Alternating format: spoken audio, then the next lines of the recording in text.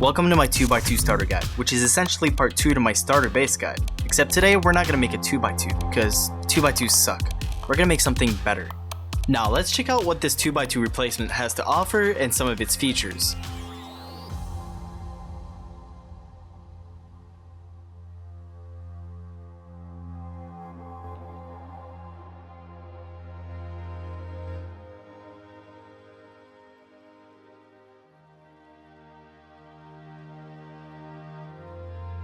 Now let's check out what this 2x2 replacement has to offer and some of its features.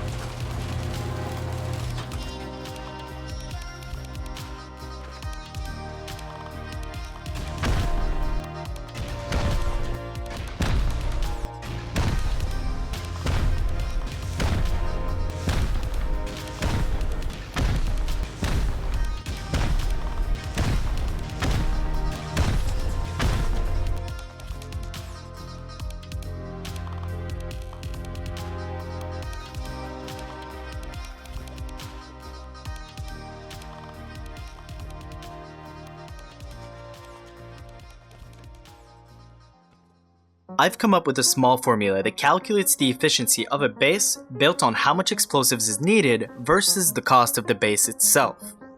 A normal 2x2 sits at 3.36. A well-built 2x2 like the one Evil Worse has shown on his channel is rated at 2.09. A 1x1 vault like this is 0.67. The lower this number, the more efficient it is. Just note that bigger bases with shooting floors and bigger living spaces will have a higher number because the cost of the base will be higher versus what is needed to rate it. That doesn't make it worse though, just something to take note of. If you'd like more information on this calculation, hit me up on Discord. Now, what I'm offering you today is a base with an efficiency ratio from 1.92 to 1.61, depending on how you upgrade the base later on. Now that we have the details out of the way, let's do this. Oh wait, one more thing. Before you get to building, I have to tell you how easy it is to get some free rust skins for your upcoming base and some easy Discord nitro. Salad.io is a very small and easy to use program that farms cryptocurrency while you're AFK and lets you spend it immediately on really awesome things that gamers need, like Discord nitro, rust skins, games, and gift cards. Running the program is also called salad chopping, and you won't need to chop that long to get worthwhile rewards. Check it out for yourself. I'm quickly going to show you how easy it is to redeem a reward, and since I already have Nitro, I'm giving this one along with some additional codes to you guys. To enter, just press the link in the description. And if you find yourself a little skeptical, fear not. Check the video description, there's links that show how safe mining is and other good reads that you should definitely check out. If you'd like to download Salad, head to salad.io. Alright. Now, let me show you how to build this. We start by building an elevated square and triangle with the exit to the left. Keep in mind this base has a bunker, so let's quickly lay down the entire foundation of the base to make sure that everything is good, which is only an additional 700 wood or so. Make sure you have extra room around the base, as we'll be adding a bit of honeycomb later.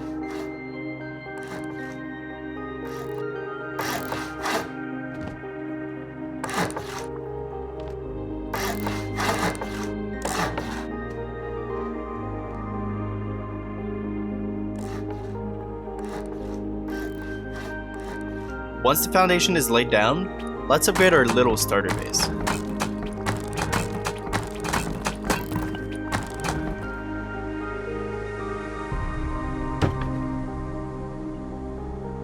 Here I really like having a garage door, so let's make it a wooden door frame for now that we can break later on. After placing your TC, concentrate on making yourself a small living space consisting of at least one furnace, your sleeping bag, and some boxes. If you're concentrating on maximizing space, you can place your bag in the triangle and additional bags outside for now. Living in a tight area isn't ideal, so I suggest gathering 9,000 stone to make the base much bigger and breathable. Once you've gathered 9k stone, here's what you do with it.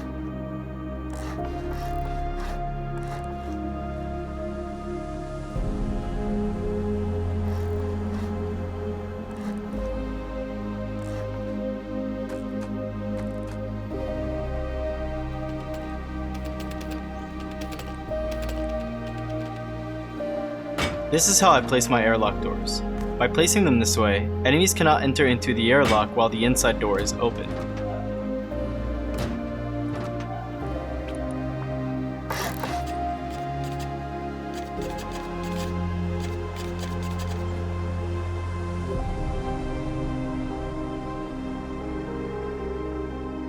Once the base is upgraded like this, you're already almost done.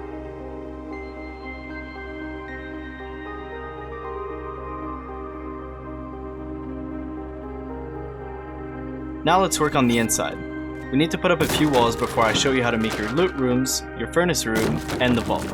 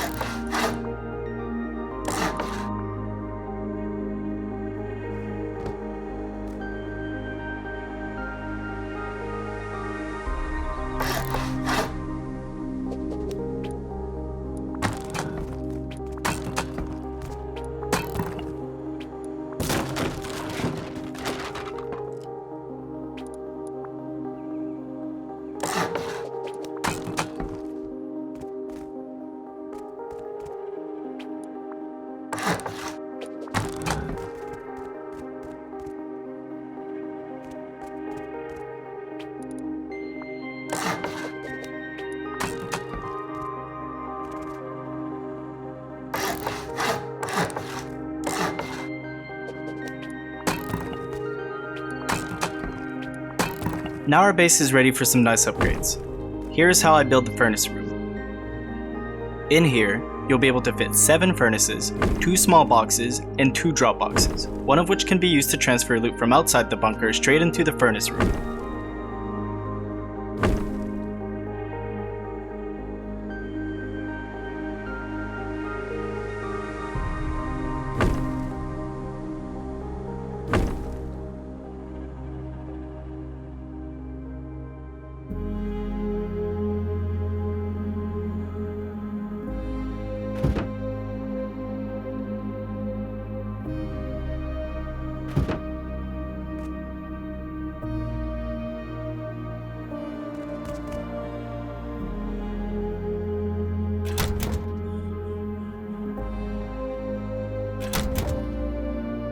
Once you have garage doors available, you'll be able to place one, but if you have trouble doing so, just pick up the 2 front furnaces, place your garage door, and replace the furnaces.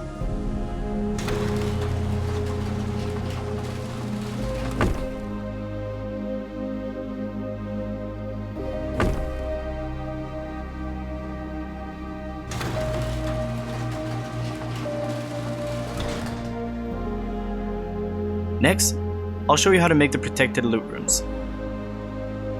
I place a half wall and then a ceiling tile and upgrade it to metal.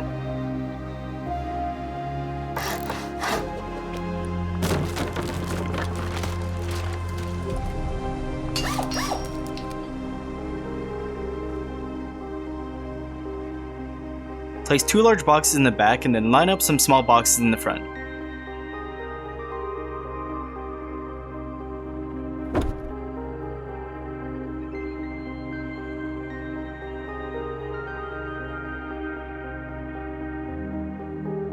I use triangle twig ceilings to have more space.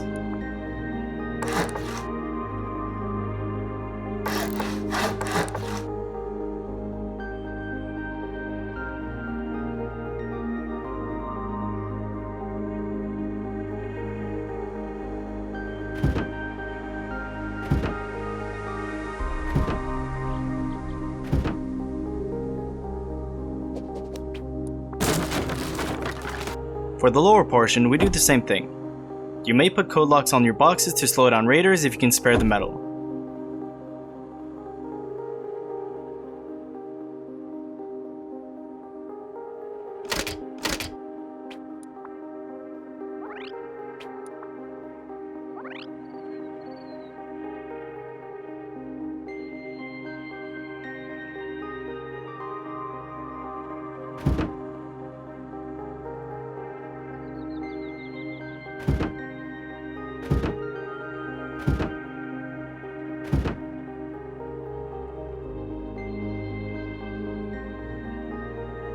If you can, also upgrade the sidewalls to metal, as doing it after the loot room is up can be a hassle but can still be done from outside if you haven't started doing Honeycomb yet.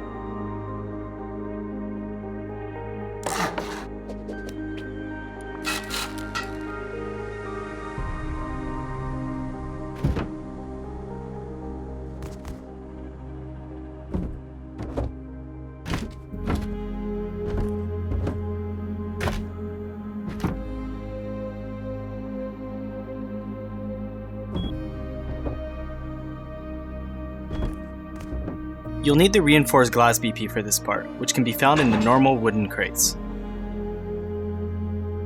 Do the same thing for the other side.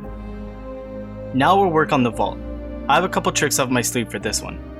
First, we're going to change the location of our tool cupboard. To do this, you'll have to break your current one and immediately replace it to stay secure. The easiest way is to break it or shooting it with a yoka, shooting it with fire arrows, or using around 7 metal hatchets on it. If you haven't already, pick up the boxes and furnaces, as we won't be needing them here anymore. I lay out my vault by placing my tool cupboard on the right and my bag right next to it. I then place 2 large boxes for all my important loot I'll want to hide.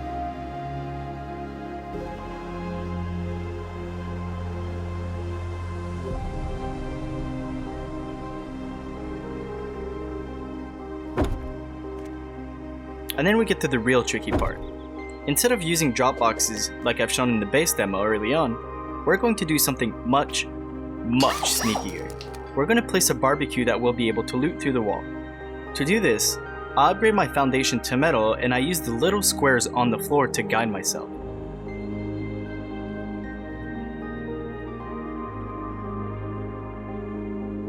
This can be very tricky and might take a few tries, so make sure you have some spare metal frags. Once you get it right, you'll be able to loot it through the wall. The vault is almost done, but we're going to go and work on the crafting room for now.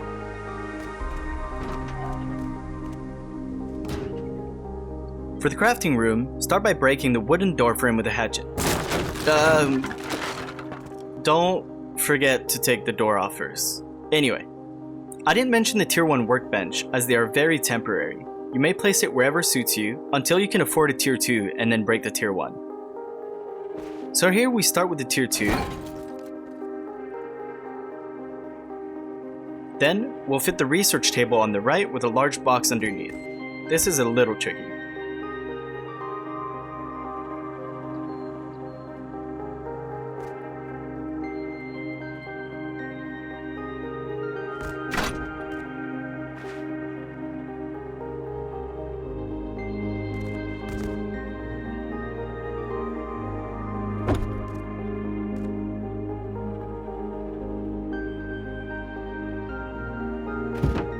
At this stage, if you have garage doors, you should place it now because the repair bench will stick out.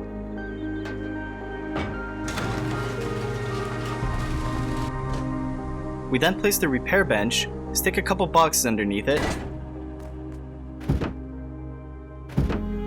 a quick drop box for easy deposit from outside the bunker, and that's it.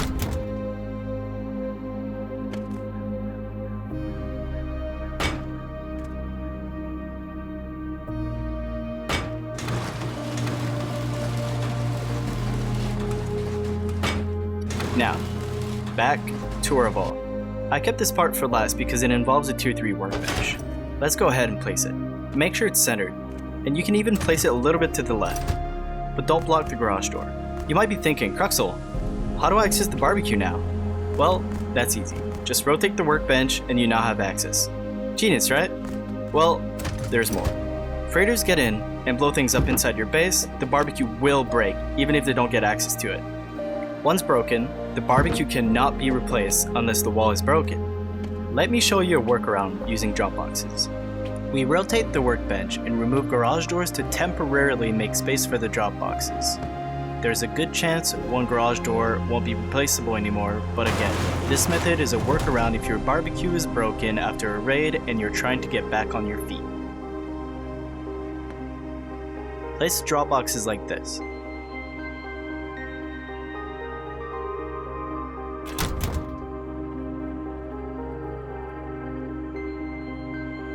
Spawn back on the other side, turn your workbench back around, and replace your garage doors if possible. This method lets you keep your vault. It's more visible, but you still have a base, right? If you want to go the extra length, you could break the dropboxes before logging off. It's 34 explosive ammo, and they're easily replaceable like I've shown. Alright, now let's honeycomb, shall we? Start by upgrading the outside foundations and walls to metal. Most of the upgrades we'll be doing will be metal, with a couple upgrades to high quality metal to keep our bunker and loot safe.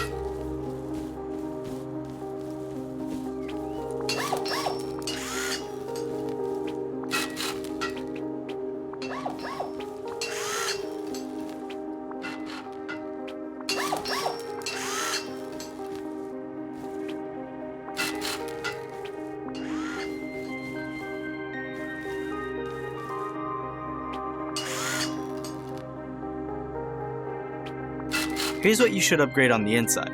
You may upgrade your bunker to high quality metal once you are more plentiful on the resource. For the sake of the video, there are a couple doors that I have in place, but do place doors in every door frame.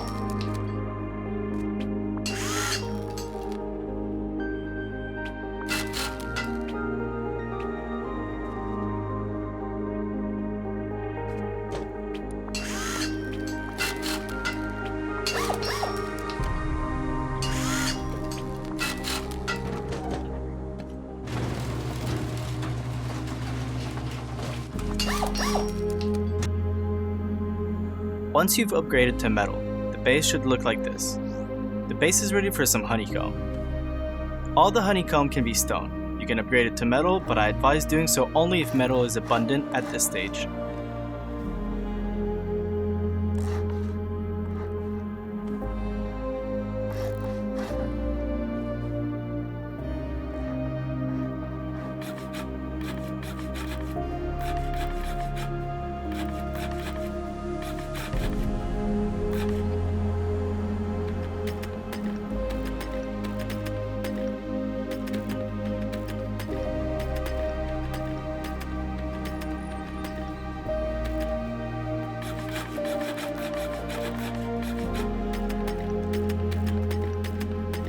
Now we'll make the separators using low walls and we'll upgrade a portion of our ceiling to high quality metal. If you feel safer using half walls for the separators, then you may do so, though the cost is higher. I've tested this splash on low walls and from my testing it seemed effective.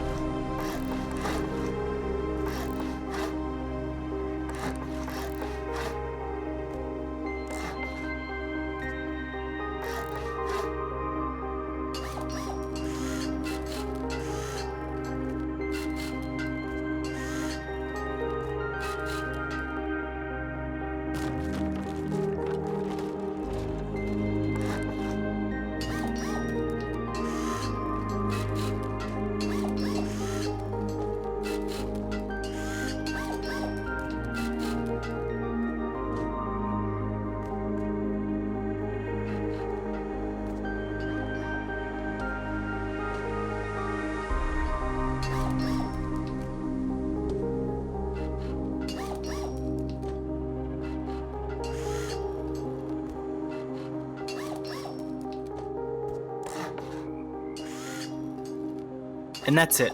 This base should keep you secure. Don't forget your armored glass along with your bunker before you log off.